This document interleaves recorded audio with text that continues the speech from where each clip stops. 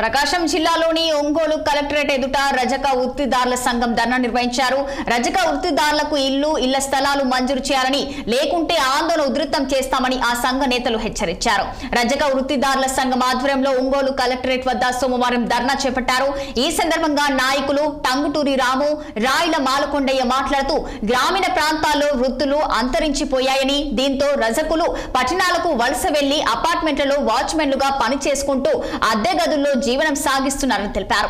ఒంగోలులో సుమారు 250 మందికి పైగా రజకులు ఉన్నారని, వారికి సొంత ఇల్లు లేక చాలా ఇబ్బందులు పడుతున్నారని అన్నారు. అలాగే అపార్ట్మెంట్ వాచ్మెన్లకు కనీస వేతన చట్టం ప్రకారం నెలకు 18,000 చెల్లించాలని కోరారు.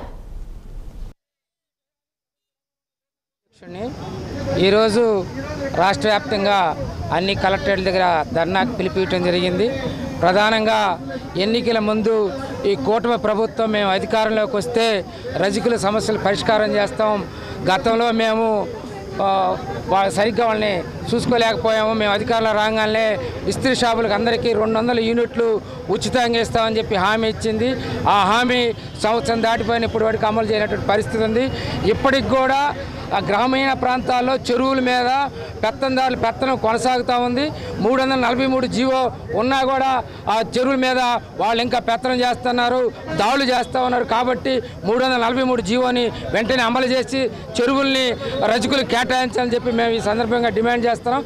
అంతేకాకుండా వృత్తులు నాశనం అవుతున్న సందర్భంలో పల్లెటూరు నుండి టౌన్కి వచ్చి ఇక్కడ అపార్ట్మెంట్లో జీవనం కొనసాగిస్తూ ఉన్నారు. వీళ్ళకి కనీస వేతనం లేకుండా పరిస్థితి ఉంది. అంతేకాకుండా కొంత అపార్ట్మెంట్లో వాళ్ళు కనీస వేతనం లేదని అడిగితే వాళ్ళ మీద దొంగతనాలు కేసేసి పోలీస్ స్టేషన్లో కేసులు పెట్టి నానా ఇబ్బందులు పెట్టినటువంటి గురి చేస్తూ ఉన్నారు. వీళ్ళని అప్పటికప్పుడే ఖాళీ చేసి పంపించే పరిస్థితి ఉంటా ఉంది. అయితే వీళ్ళు బయటకు వచ్చి 1,000 రూపాయలు అద్దెలు ఇచ్చి ఉండే పరిస్థితి లేదు.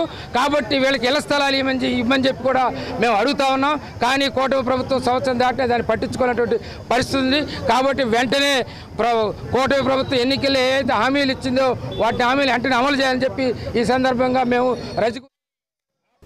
తెలంగాణ రాష్ట్రంలోని రైతులను కాంగ్రెస్